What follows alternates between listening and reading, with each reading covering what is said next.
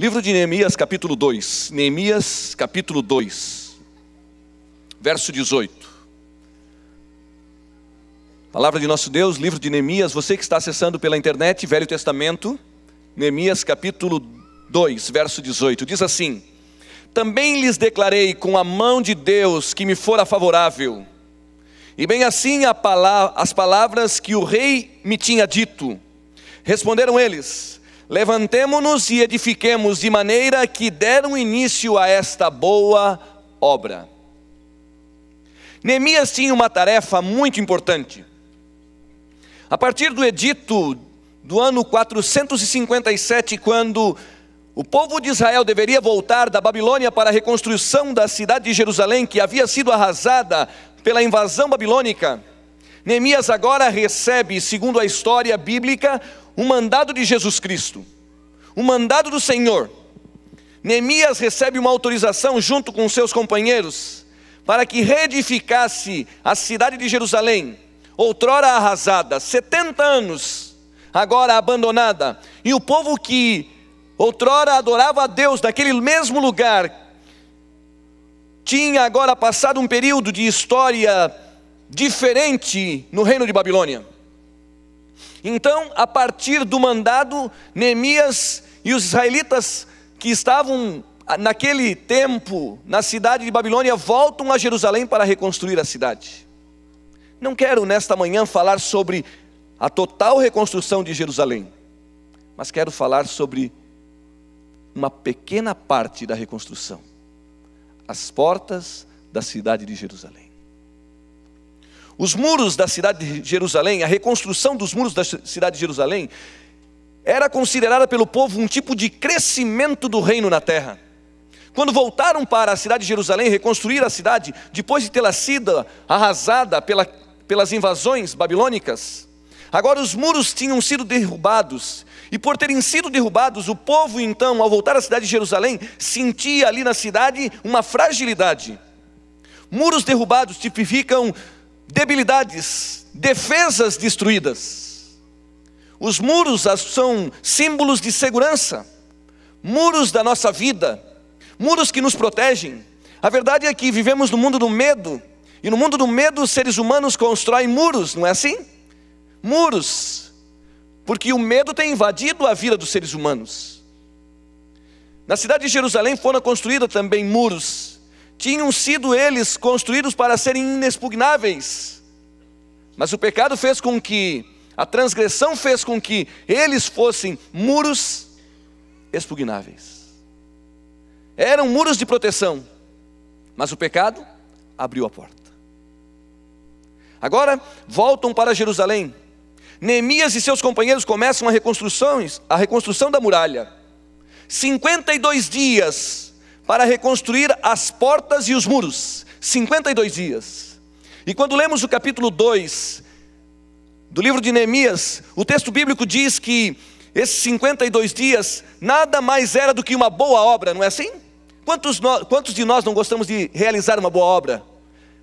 Esta era uma boa obra, reconstrução do muro. Mas eu quero falar especificamente das portas. O capítulo 3 descreve as portas. Os construtores ou os reconstrutores vieram para colocar portas ali. Portas. Gostaria de analisar com você o que elas representam. O muro, eu disse, representa segurança. O muro representa proteção. Mas de nada adianta termos muro e não termos porta, não é assim? De que adiantaria cercar uma cidade com uma muralha e não ter porta de entrada ou de saída? Quero, portanto, nesta manhã falar a você um pouquinho sobre as portas da cidade de Jerusalém. Quando pensamos na reconstrução da cidade de Jerusalém, precisamos ter em mente que esta reconstrução não se compara à construção que Salomão fez. Também não se compara à construção de Herodes o Grande. Mas essa era sim uma comparação, ou era uma construção tão importante para a unidade do povo de Israel, que tinha outrora vivido 70 anos em Babilônia. Talvez a grandiosidade da reconstrução, talvez a grandiosidade desta cidade agora sendo reconstruída, não pode ser comparada à riqueza da construção de Salomão. não pode ser comparada à grandiosidade da construção de Herodes o Grande, que construiu tanques enormes, muralhas, que fez algo que chamara a atenção para todos. A sua própria sepultura, próxima dali, fora uma montanha construída, uma montanha enorme.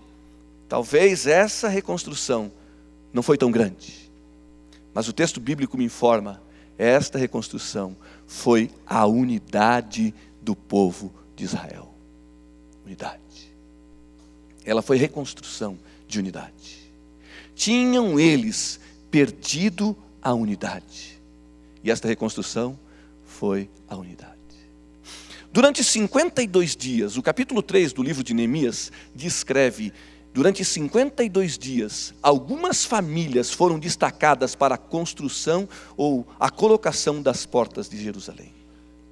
E quero começar a pensar com você um pouquinho nas portas. Capítulo 3, verso 1. Eis a primeira porta. O texto bíblico diz assim: levantou-se Eliasibe, o sumo sacerdote, e com seus irmãos, os sacerdotes, e edificaram a porta das ovelhas.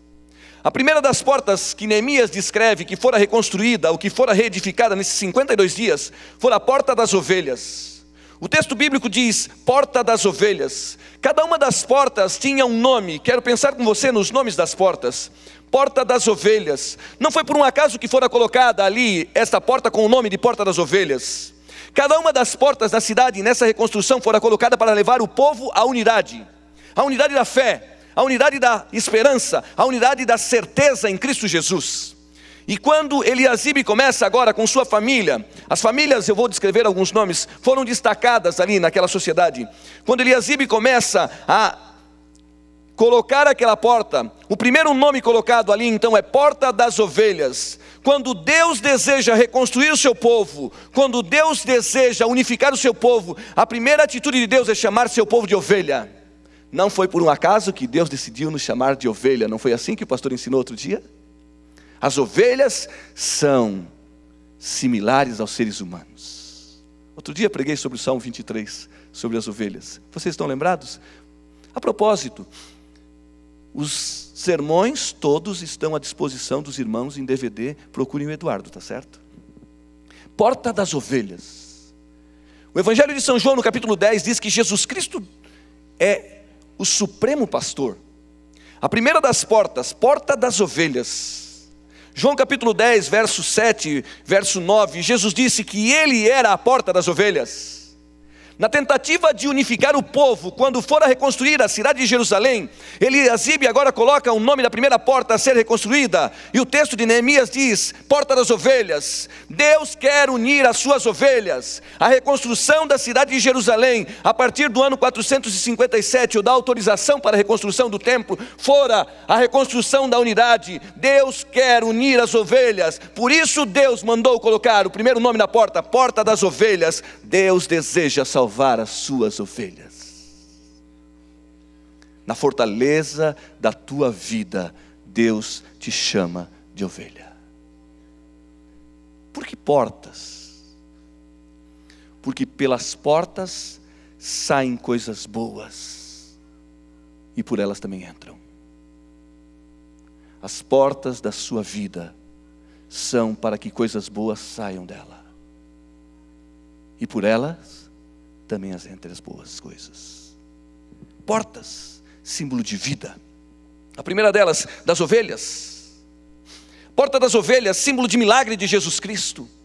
Como no Evangelho de São João, no capítulo 5, verso 2, quando Jesus Cristo sobe à cidade de Jerusalém para atender o homem que estava paralítico ao tanque de Betesda, e quando ele encontra-se diante daquele homem no dia da alegria, dia mundial da alegria, sabe que dia era aquele? Era o dia de sábado, e no dia mundial da alegria, o Senhor entrou pela porta das ovelhas. A unidade das ovelhas de Jesus Cristo está no dia mundial da alegria. O Senhor entrou pela porta das ovelhas no dia de sábado, e ali Ele encontrou ovelhas perdidas para salvá-las. Você veio neste sábado pela porta das ovelhas, porque o Senhor chamou você. Mas há uma segunda porta. O texto bíblico nos diz, no Evangelho Sagrado de Neemias, no texto de Neemias, capítulo 3, verso 3, os filhos de Asená edificaram a porta do peixe. Porta do peixe. Veja que coisa interessante, querido amigo, querido irmão. Quando o Senhor reedificou a cidade de Jerusalém, quando Ele mandou reedificar a cidade de Jerusalém, nesses 52 dias em que eles colocaram as portas, a primeira foi um chamado ao povo de Deus para ser seu povo, para dizer-lhes que, apesar de terem ficado em Babilônia, eles eram suas ovelhas. Eu não sei quantas Babilônias na sua vida você já enfrentou, eu não sei quantas as enfrentarás, mas eu sei de uma coisa: há uma porta chamada Porta das Ovelhas. Para aqueles que saem de Babilônia, Deus abre a porta das ovelhas. Mas há uma segunda porta.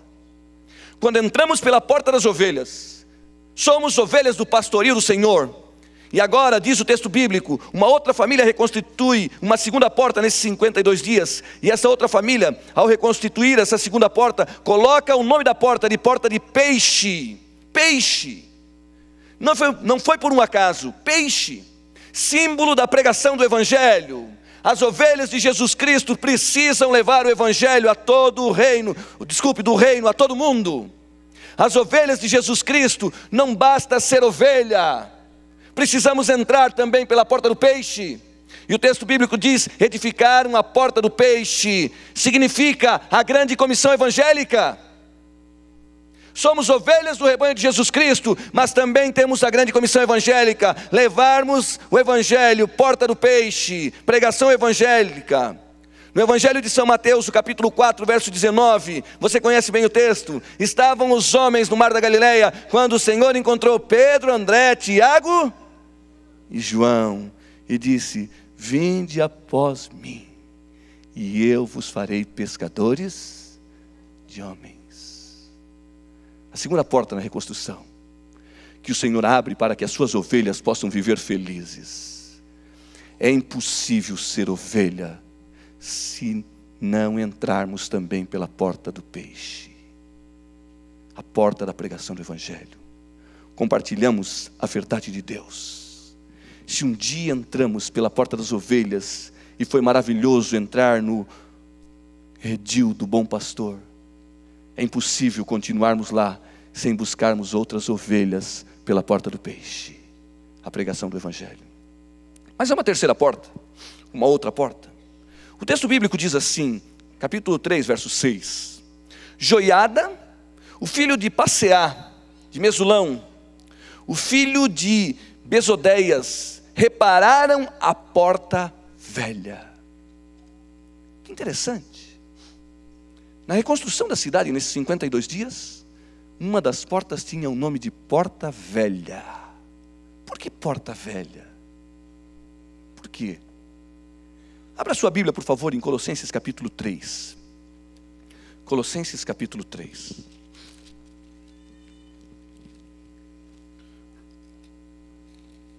Colossenses capítulo 3, verso 8 a 10.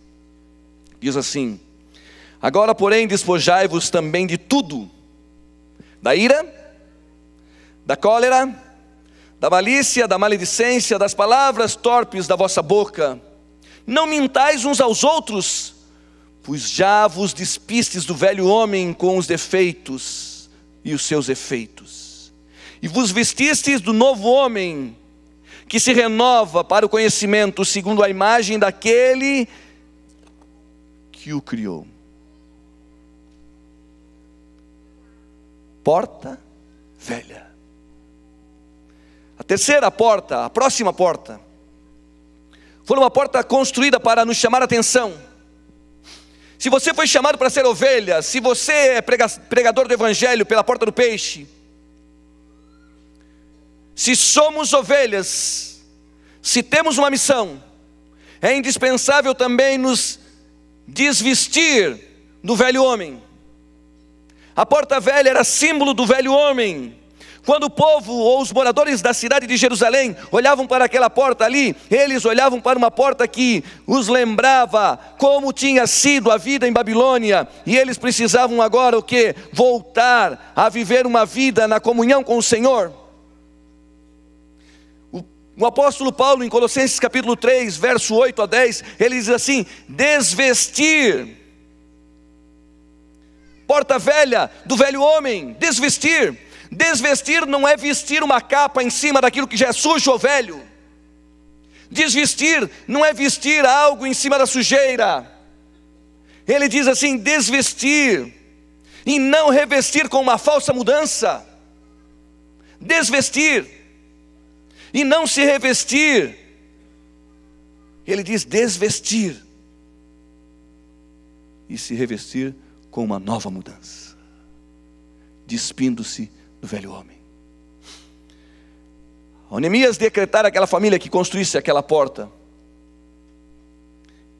aquela família reconstrói aquela porta, e o texto bíblico diz que eles colocam um nome de porta velha, para que o povo, ao olhar para a porta velha, sentisse a necessidade de uma verdadeira transformação e não de uma falta mudança, uma verdadeira renovação espiritual.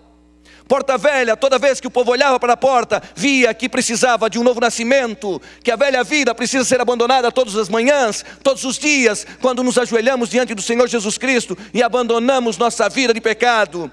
Desvestir e vestir com as vestes de Jesus Cristo, de Apocalipse, onde ele diz, vestes brancas.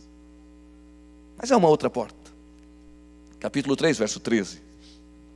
O texto bíblico diz assim: porta do vale, reparou Anum e os moradores de Zanoá, e estes a edificaram, e lhe assentaram as portas e seus ferrolhos e tranca, como também 1000 côvados de muro. Porta do vale.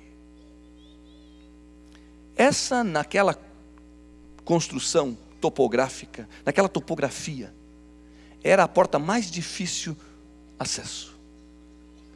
O acesso a ela não era muito fácil. Eu estava olhando hoje de madrugada um mapa dessa reconstrução, olhando um pouquinho da topografia de um autor, apresentando um comentário, e ele apresenta que essa porta tinha um acesso difícil, porta do vale. Alguns autores dizem que possivelmente era perto ou próximo dessa porta que as pessoas sofriam assaltos. Era uma porta de acesso à cidade, mas era mais ou menos por ali que os assaltantes ficavam. Não foi por um acaso que essa porta foi colocada ali, porta do vale. Quantos assaltos, quantas dificuldades, quantos vales. Na semana passada a professora veio a mim e disse: pastor, eu estou aqui, diga para a igreja, meu querido papai descansou. Que vale essa semana, né? Que vale. Quantos assaltos, quantos vales. Quando essa porta for reconstruída, era para chamar a atenção do povo que tinha vindo da Babilônia e dizer-lhes assim: a grande questão não é quantos vales. A grande questão é que quando você olha para a porta do vale, não esqueça, quem te tirou do vale e te colocou aqui dentro novamente de Jerusalém. A grande questão não são os vales. A grande questão, ao olharmos para os vales de nossa vida e as portas de vale que se abrem diante de nós, é quem está nessa porta conosco. Quando um vale se levanta diante de nós, parece ele ser intransponível. Olha para essa porta e veja que Deus já tirou lá você de Babilônia e Ele te fez vencer. O Salmo 23 diz assim: ainda que eu ande pelo vale da sombra e da morte, não temerei mal nenhum, porque Tu estás comigo. A Tua vara e o Teu cajado me consolam. A porta do vale era uma porta estratégica. Havia necessidade daquela porta na cidade. Era uma saída íngreme. No entanto, era uma saída importante, porque são os vales da vida que nos fazem dependermos cada vez mais do poderoso Jesus Cristo, o Supremo Pastor, que ainda que andemos por inúmeros vales, Ele está conosco, Ele não nos abandona. É uma prova de que o Senhor nos tira do vale, quando aquele povo olhava para aquela porta e via a porta do vale estampado ali, escrito ali, ou pelo menos declarado para a sociedade. Eles viam que o Senhor os tinha tirado do vale da Babilônia, da perseguição da Babilônia, e os tinha exaltado novamente na terra que eles tinham recebido do próprio Deus. Há uma terra A grande questão é que os vales não podem ser atravessados sem o Senhor Deus. Mas com Deus, Ele nos levará à terra. Mas há uma outra porta. O texto bíblico diz que, no verso 13 ainda, a última parte, diz assim: até o muro, a porta do montouro. Montouro. Em algumas traduções está escrito porta do lixo. Veja que porta interessante essa. Porta do lixo. Na reconstrução dos muros, nesses 52 dias, também uma família colocou ali uma porta chamada porta do lixo. Que coisa interessante isso. Porta do lixo. Remoção do lixo é algo indispensável. Eu, quando no final de semana passado tive que correr deixar minha esposa lá na casa da sogra, né? Coisa boa, né? Sogra é coisa maravilhosa. Eu posso falar isso pela internet, ela pode estar assistindo, viu? Sogro também. A propósito, meu sogro é muito carinhoso, viu? Fui lá levar, o neném nem nasceu e ele já disse, ó, leva a cama, tá bom. Leva o carrinho, tá bom. Leva o bebê conforto, tá bom. Leva as roupas também, que bom. Viu como é bom ter sogro e sogra? A nossa Duda já está abençoada. Eu descarreguei hoje, essa semana ali em casa, as coisas que meu sogro mandou. Fiquei pensando, como Deus é bom. Nem nasceu ainda e a gente já está amando. Já está amando. Mas eu ia dizendo a você que quando fui levar a minha esposa, ela deu um recado. E ela disse assim, amor, você vai viajar. Não esquece de duas coisas. Deixa o passarinho na casa lá do vizinho, a calopsita lá na casa do vizinho, com comida, e esses vizinhos, pastores que vêm visitar aqui, eu tenho os melhores vizinhos da face da terra. Meus vizinhos são tudo irmão, é uma bênção. Então, deixa lá. Mas ela disse o seguinte, não esquece de tirar o lixo. Você já viajou algum dia e deixou o lixo? Ele estava cabeludo quando você chegou, né? Embolorou, se reproduziu, até algumas minhoquinhas, né? Para não dizer vermes. Lixo. Algum dia você já esqueceu alguma coisa e ficou mal cheiroso? Já pensou? A porta fechada e agora o lixo ali? Depois de uma semana, 11 dias, 15 dias. É indispensável que tenha uma porta para tirar o lixo.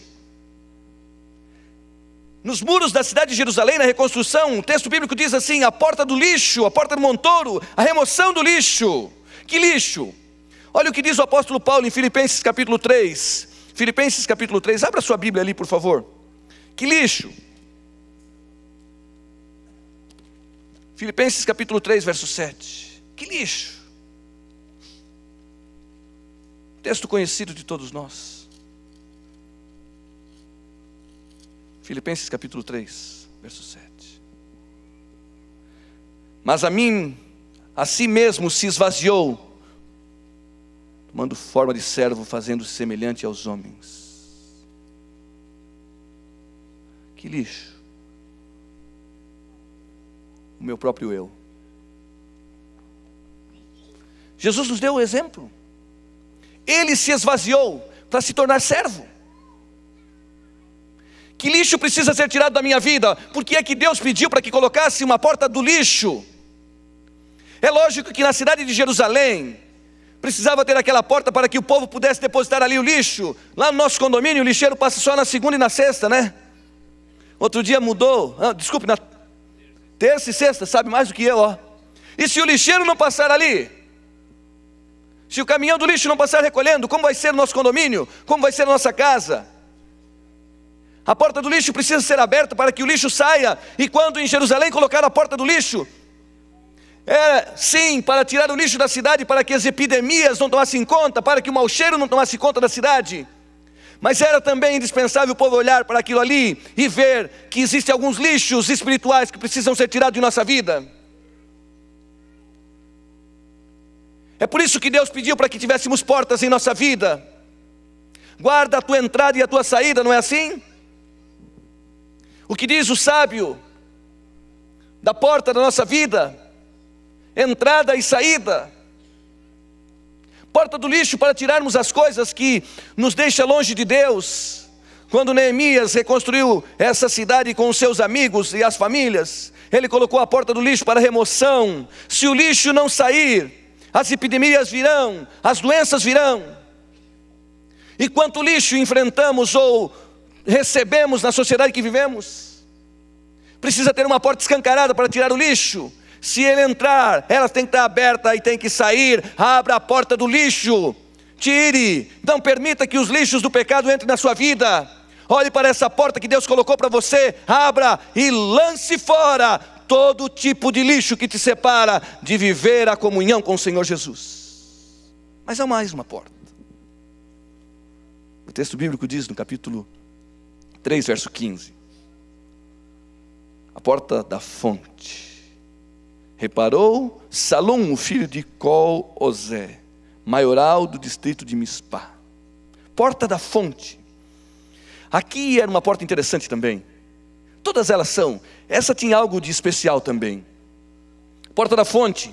A porta da fonte aqui era o lugar onde as pessoas iam para saciar a sua sede. Saciar a sua sede. Hoje eu vinha com o pastor Robson e eu disse para ele: até a água acabou lá em casa. Mulher não está, sabe como é, né? E ele disse: pastor, lá em casa faz tempo que eu não tenho mulher. Temos que casá-lo, né? Tem só namorada, então temos que casá-lo. Eu disse: a vida de solteiro não é fácil, pastor Robson. Eu estou aqui, minha esposa saiu e nem água eu lembrei de comprar. Mas vamos tomar uma torneiral junto aqui. E ele disse: não, vamos tomar uma torneiral. Tomamos uma torneiral. O texto diz que as pessoas vinham àquele lugar para buscar água, fonte. Era um lugar de buscar aquilo que as pessoas mais necessitam, água. Pode faltar luz. Foi muito bom trabalhar na África com vocês. Não faltou água, até que faltou luz, mas água não. Água não. Até tínhamos tanta água que batizamos quantas pessoas, pastor? 2014 pessoas, que bênção. Naquela série de conferência, pastor Miranda, junto com o pastor Cidral, foi uma bênção. Água, fonte. Veja, o texto bíblico do Evangelho de São João, capítulo 4, revela uma mulher que tinha ido com seus problemas e lutas até Jesus Cristo, e quando ela chegou diante de Jesus Cristo, o Senhor disse a ela assim: se tu soubesse quem sou eu, o dom que eu tenho, você me pediria água e eu lhe daria água, que você nunca mais iria precisar buscá-la. Quando o povo da cidade de Jerusalém olhava para a porta da fonte, eles iam buscar água, é verdade, para saciar a sua sede física, mas era aquele ali um chamamento espiritual. Cada detalhe da cidade de Jerusalém era um chamamento espiritual, era para dizer ao povo que há uma fonte a jorrar para a vida eterna, e essa fonte é Jesus Cristo. Há uma porta aberta chamada Jesus, a fonte que sacia a nossa sede. Ela está aberta para cada um de nós. Mas há uma outra porta, e eu já estou chegando ao fim. Há uma outra porta. Abra sua Bíblia no capítulo 3, verso 26. Capítulo 3, verso 26. Semelhante a essa, no entanto diferente. Como assim, pastor? Olha o texto. Capítulo 3, verso 26. Ora, os servidores do templo, que habitavam em Ofel, até defronte da porta das águas. Porta da fonte, porta das águas.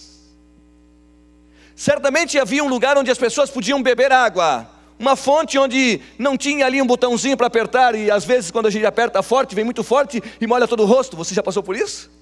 Não era uma fonte assim. Era uma pequena fonte onde as pessoas tomavam água. Elas iam ali, naquela pequena fonte, e saciavam a sua sede, os transeúntes. Todos que por ali passavam podiam beber da água. Todos podem beber da água que é Jesus. Mas há uma segunda porta que diz porta das águas. E nesse lugar, esse era um lugar diferente. Nesse lugar as pessoas vendiam águas. Prova você no texto bíblico do profeta Isaías, quando Isaías descreve esse texto, lá em Isaías 55, verso 1, onde ele chama as pessoas para vir às águas. Estão lembrados? Vinde às águas. Quem tem dinheiro, compra. Quem não tem dinheiro, compra sem dinheiro. Era a fonte das águas ali, onde as pessoas buscavam água para as suas necessidades sanitárias, para limpeza. Era um lugar onde buscavam água em abundância. Uma coisa que me chamou a atenção, no continente africano, e eu vou citar porque os amigos estão aqui, eram as mulheres levando água sobre a cabeça. Quando trabalhamos na cidade da praia, ou na região da praia, em Cabo Verde, ali não tem água potável, a não ser a água do mar, que é dessalinizada. E ali me chamava a atenção. A água não chegava em todos os lugares. E eu conversava com uma irmã que nos ajudou muito, e eu disse a ela: como é que você faz para levar água até a sua casa? E ela dizia: pastor, eu coloco uma lata de 20 litros, ou de 18 litros, sobre minha cabeça, e subo. E quanto tempo de caminhada? Ela disse: pastor, umas 2 horas mais ou menos. E eu conversava muito com ela, e eu dizia: mas e daí? Algum dia você tomou uma lata d'água dessas, colocou sobre sua cabeça e foi à sua casa, e quando chegou bem pertinho você teve um acidente e derrubou a água? E ela disse: pastor, incontáveis vezes, inúmeras. E eu dizia: o que você fazia? E ela me dizia: pastor, água é vida. Para eu viver lá em cima, eu tenho que descer e buscar outra. Cansada, buscava água. Cansada, buscava água. O texto diz que havia uma porta das águas. As pessoas cansadas vinham às águas. A palavra de Deus é água. O Evangelho Sagrado é a água da vida. É Ele quem pode limpar todas as nossas necessidades, limpar todas as nossas sujeiras. É a água da vida que pode lavar todos os nossos pecados. E como símbolo, até mesmo nos lavamos na água do batismo, não é assim? Para a remoção dos nossos pecados, simbolicamente, segundo o que nos disse Jesus Cristo. Mas o texto bíblico diz que tinha uma porta das águas, onde as pessoas iam comprar água, e era essa água que eles buscavam para a limpeza. Há uma água. O profeta Isaías, no capítulo 55, verso 1, diz assim: vinde as águas, venham, compre água, a água da vida. Quando as pessoas olhavam para a porta das águas, eles sabiam que a palavra de Deus é a água que limpa e purifica cada um de nós. Mas há uma outra porta. Eu vou ler essa e depois vou pular uma. Capítulo 3, verso 28. Para cima, a porta dos cavalos. Porta dos cavalos. Que porta interessante. Eu fui pastor no interior. Havia uma localidade chamada Ituporanga. Pastor Renato Stêncio conheceu bem lá, ele foi um grande comportor lá. Me lembro de um carro azul de Ituporanga, viu, pastor Renato? Ali próximo à saída da cidade de Ituporanga, o povo do sítio vinha com sacos. Havia um ponto de ônibus, e quando, como pastor, eu ia para o interior, numa localidade chamada Barro Branco, eu passava por aquele lugar ali, havia mulheres, homens com pacotes, sacos de farinha de trigo, das coisas que compravam nas mercearias da cidade. E eles ficavam esperando um ônibus ou uma carona. E aquilo, no meu início de ministério, me chamava muita atenção, porque eu passava por ali e sempre dava carona para alguém. Sempre dava uma carona para alguém, e o povo vinha com aqueles pacotes, aqueles sacos. Eles ficavam ali esperando, na verdade, alguém que carregasse as suas cargas. Esse alguém poderia ser um ônibus, onde o motorista iria parar, eles iriam pagar a conta do ônibus, a passagem do ônibus. E então o que iria acontecer? Eles iriam colocar sua carga, e a sua carga iria ser levada. Por quê? Porque eles pagariam. Mas mais gostoso do que isso, do que eles pagarem para carregar a sua carga, era quando vinha alguém, como o pastor que agora era conhecido naquele lugar, ou como um amigo que vinha agora e gratuitamente levava a carga deles. Era muito melhor, levava a carga. Que bom quando alguém pode nos ajudar a levar a carga, não é assim? A porta do cavalo era símbolo do lugar onde as pessoas vinham para a cidade de Jerusalém, dos mais variados lugares. Eles vinham ao grande centro para comprar as coisas. Eles vinham até na porta do peixe para comprar peixe. Vocês sabiam disso? As pessoas vinham à porta do peixe para vender peixe. Vocês lembram quando Neemias disse sobre o sábado e que o sol já estava se pondo e ele mandou os mercadores irem embora? Vocês estão lembrados desse texto? Está relacionado com a porta do peixe. Quando o povo que morava na região praiana vinha até ali vender peixe, próximo à porta dos cavalos, Agora as pessoas compravam e na porta dos cavalos eles alugavam um cavalo para levar a sua carga. Por isso tinha nome de porta dos cavalos. E o texto bíblico diz, porta dos cavalos. Excelente. São Mateus capítulo 11, verso 28. Vinde a mim todos os que estáis cansados e sobrecarregados. Eu tenho uma porta para levar o teu fardo. Quem é a porta dos cavalos? Jesus, que alivia o teu fardo. Quem é a porta dos cavalos? Jesus, que está disposto a levar gratuitamente o peso dos teus pecados. Jesus é a porta para levar o fardo de cada um que me ouve nesta manhã. Duas portas mais. Vou pular uma, vou a última na sequência e volto à penúltima. A última na sequência, e depois você vai dizer, mas pastor, tem a porta da ovelha ainda. A porta das ovelhas é porque o autor está fazendo um ciclo, uma viagem, deixa eu esclarecer isso a você, do início da reconstrução. E agora quando ele cita a porta das ovelhas no verso 32, ele dizem todos os comentaristas, ele está chegando na porta das ovelhas de novo, que foi a saída, lembram-se? Por isso repete aqui. Mas o texto diz aqui na última, porta da guarda. Que coisa interessante, porta da guarda. É a última na sequência, a penúltima do que quero analisar com você. Na porta da guarda, o texto diz, e a história diz que essa era a porta onde tinha um sentinela. O sentinela estava ali durante o dia, mas ele deveria, acima de tudo, estar ali durante a noite, não é assim? Quando é que nós mais nos preocupamos com os sentinelas? Qual é a nossa grande preocupação? É de noite ou de dia? Noite. Nessa porta tinha alguém, ou tinham pessoas que cuidavam de noite e de dia. Durante a noite, quando as pessoas se aproximavam desse lugar, elas não entravam pelas outras portas, elas tinham que vir à porta da guarda, porque ali elas precisariam se identificar diante do guarda. E só entraria ali naquela porta alguém que o guarda permitisse. Se o guarda não permitisse, a pessoa não poderia passar para dentro daquela cidade. Ali tinha um sentinela de dia e de noite. Quem é o guarda da tua porta de dia e de noite? Quem está protegendo a tua porta de dia e de noite? Quem de dia e de noite não dorme para guardar a porta, a entrada da tua vida?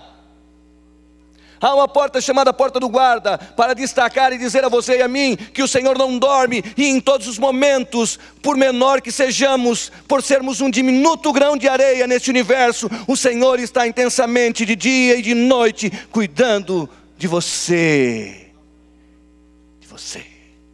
e de mim. Ele é o teu guarda, guarda a tua entrada e a tua saída. Quem guarda a tua entrada e a tua saída? E a última porta, volte o texto um pouquinho, verso 29. Depois reparou Zadok, filho de Imer, defronte da sua casa, e depois dele Semaías, filho de Secanias, o guarda da porta oriental. Essa é a grande porta oriental. Sabe quem somente passava por ela? Os príncipes. Só príncipe. Por essa porta entravam os príncipes. Porta oriental. Essa é a grande porta que nós esperamos. Por que estamos aqui na igreja? Qual é a maior de todas as profecias da Bíblia? Qual é a mais repetida de todas as promessas da Bíblia? Eis que vem com as nuvens, e todo olho o verá. Quando o povo olhava para a porta oriental naqueles dias, eles sabiam que um príncipe maior viria. As portas da cidade de Jerusalém figuram uma linguagem para nós vivermos ao lado do Senhor Jesus Cristo. Mas a última das portas que estou citando a você É a grande promessa que nos motiva a reunir-nos aqui.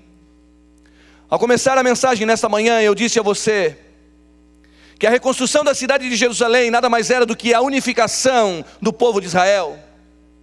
Talvez aquela não era a maior de todas as construções, porque Salomão construiu algo muito mais encantador, muito mais rico, muito mais poderoso. Herodes o Grande fez algo que encantou a sociedade contemporânea e até o mundo de hoje. Mas a reconstrução da cidade de Jerusalém, mandada por Jesus Cristo na autorização de Xerxes ou de Artaxerxes, a partir do ano 457, é a representação da unificação do povo de Deus. E é a unidade do povo de Deus. É a unidade do povo de Deus na certeza da volta de Jesus que motiva o Senhor a se preparar no santuário celestial a cada dia e interceder por você e por mim. Mas o grande objetivo do Senhor Jesus Cristo é cumprir a porta oriental, quando Ele depor ou depuser as suas vestes sacerdotais, e como uma pequena nuvem do tamanho da mão de um homem, como diz Ellen White, o Senhor aparecerá nas nuvens do céu, e com poder e muita glória, o Senhor abrirá a grande porta oriental, o príncipe passará pela porta oriental e levará todos os súditos do seu reino para viver para sempre com Ele. Um dia o Senhor aparecerá nas nuvens do céu, com poder e muita glória. Essa é a grande promessa. Ele abriu a porta oriental.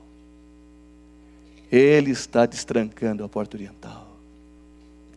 Dizia o grande pregador Enoque de Oliveira: ouça os passos de um Deus que se aproxima.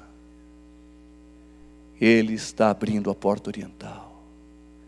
E quando Ele abrir a porta oriental, passará de lá para cá e lhe dará a vida eterna em Cristo Jesus. A Cíntia vai cantar uma música. E eu quero nesta manhã terminar o sermão fazendo um convite a você. Deus colocou muros de proteção para o povo de Israel.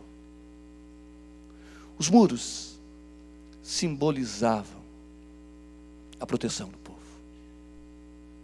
As portas, a vida do povo. Os muros, a proteção. As portas, a vida. Meu convite nesta manhã a você é: deixa Deus cuidar de cada porta da tua vida.